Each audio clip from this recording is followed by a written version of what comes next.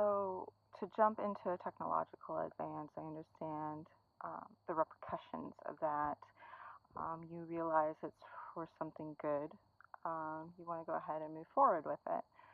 The problem with that sort of thing, if you don't fully think through things and work through problems before you actually jump in, or think it fully through, is, and it always comes up, you can overplan and, preemptive problem solving and get as many people involved as possible, but there are still going to be bumps in the road, and you are probably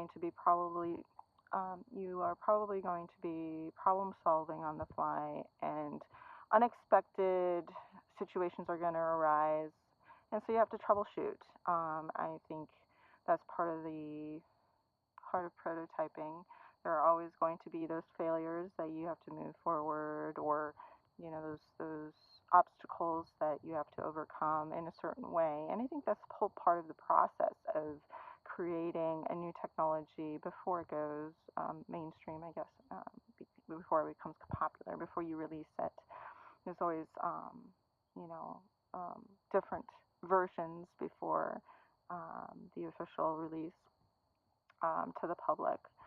So, but I just hope all of the aspects related to mind to mind are being worked through. And the issue I have with that is we haven't even figured out a lot of dreaming, which is a big aspect of it. Leaving that out of neuroscience books that I see when I go through bookstores or libraries, and I go to the index and there's no reference on dreams. That is a big issue because it is a state of consciousness.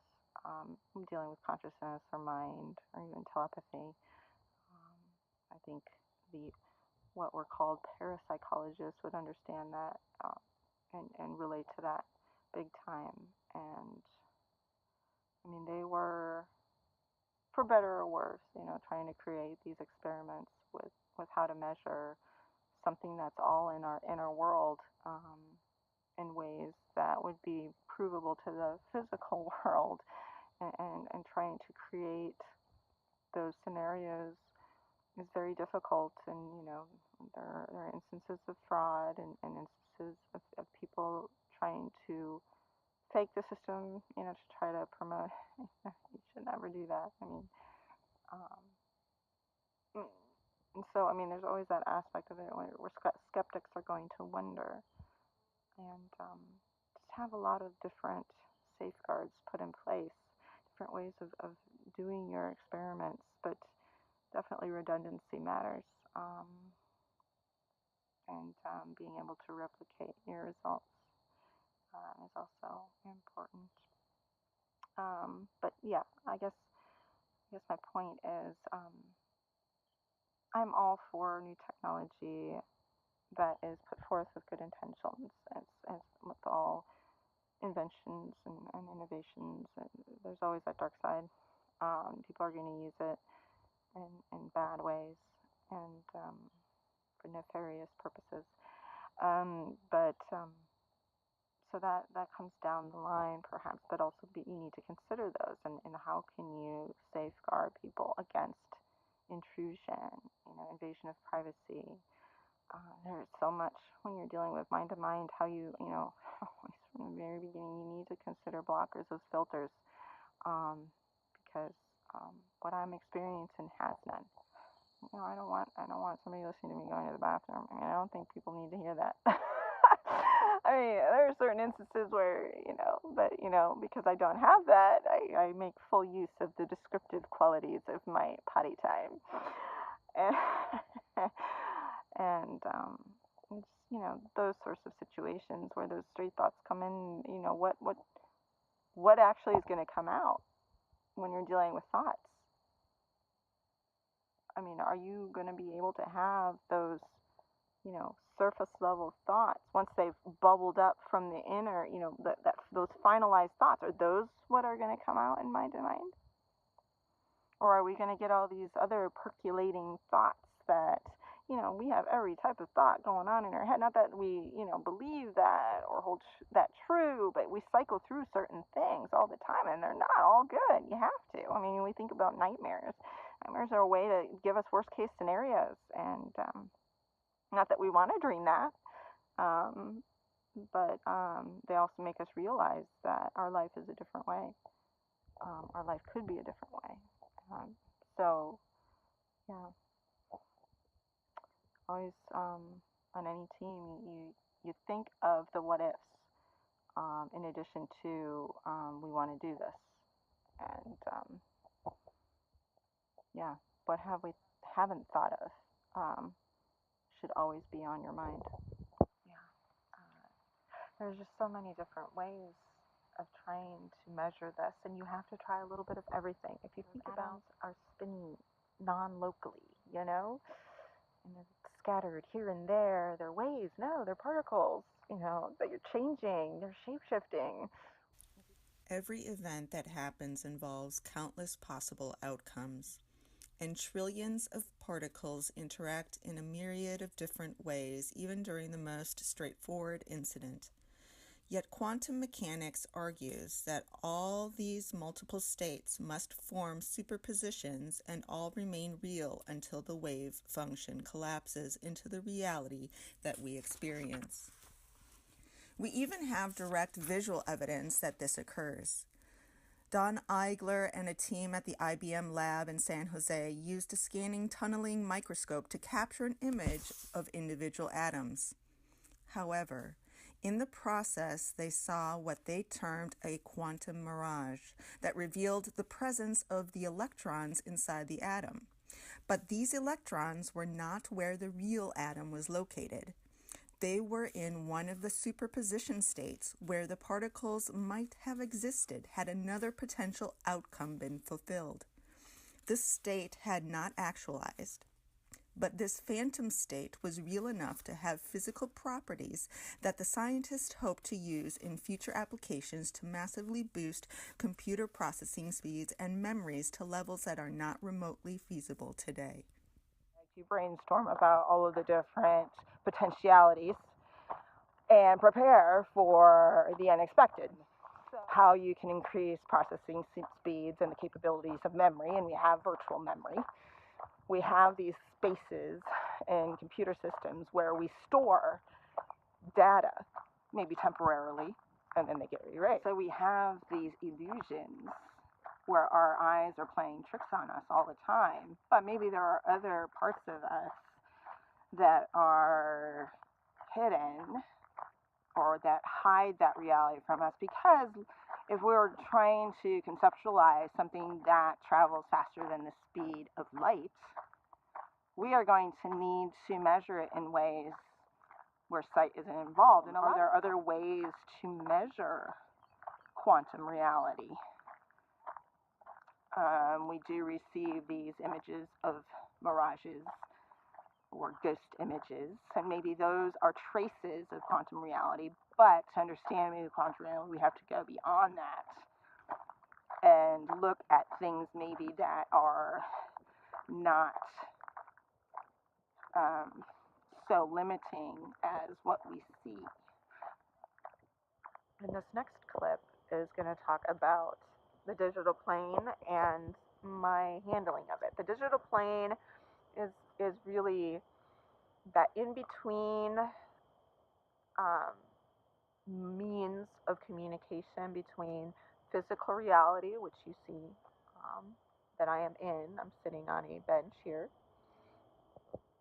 in a park off of a trail, nature trail, and the internet that you are on right now watching this,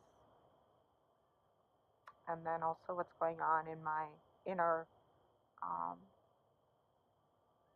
part of, I guess, my physical being, but everything is a little bit connected. But to be able to communicate what's going on in my physical space and also my inner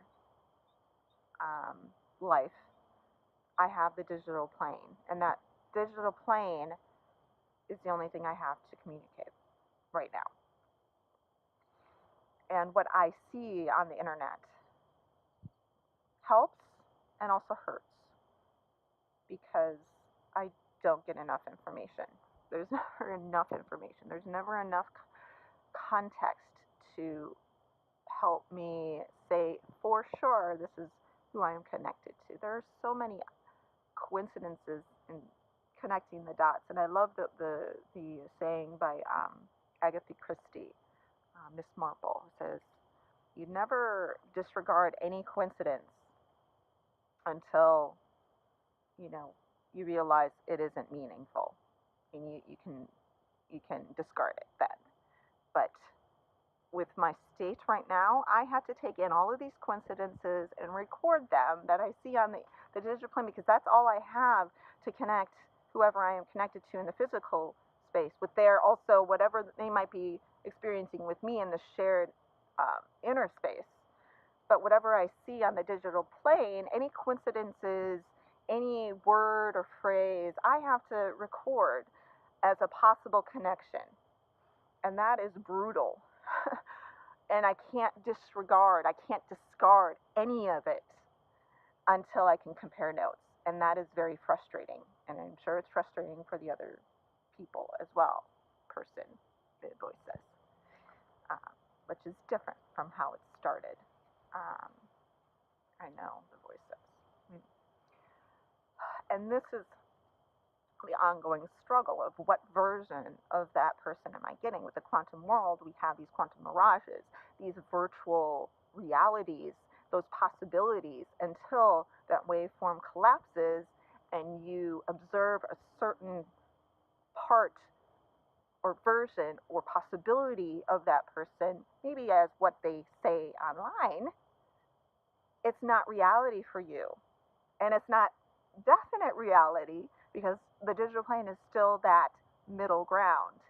Until I meet in physical space, talking with these people, to collapse that waveform completely, to connect the digital, physical, and inner together, I can't discard any of the data that I have. Understood. So that is what has frustrated me when I have attempted to do that. So if you think about that and the different states of consciousness and everything that is along that spectrum, you have to measure it in different ways. And as soon as you measure it in a certain way, the other ways are not getting measured. But as many ways as possible. And we have people who have attempted this, people who are trying to do this, people who are doing this in different ways. But I mean, it's like dreaming. You dreamt something, and to describe it is almost narrowing it down too much. It's limiting the experience, but you have to express it in a certain way, in your own way. Dreams go beyond visual impressions. You get senses that deal with more of your inner world than I think you can relate to if you feel pain, or if you feel love, or if you feel nauseous or dizzy. That accelerometer that we have in us, and just the impressions you get, you get a sense of, not anything visual. And I think it's a matter of interpretation for a lot of us, that gut, that intuition that we might draw from. And it's all of the pieces. It's not just visual. And I think a lot of science is based on visuals. Just think about it. All of the things that we have, like photos, even, with quantum physics. I mean, it's not believable unless you see a picture of it, right? I'm thinking back to an image that was projected, and the image was captured before it actually was projected, that sort of thing, or instantaneously. I can't remember. Or before an image was chosen, it appeared on the screen, that sort of thing. When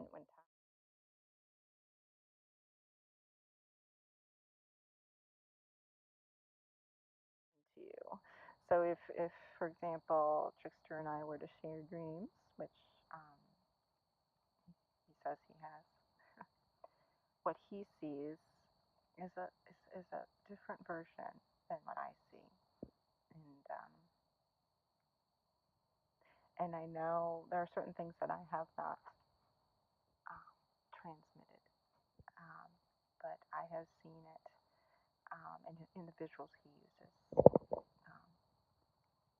And we have dream sharing, your report, my report. We have, and the publishing of those dreams in different ways, or the visual the props you use on stage as a comedian, gestures,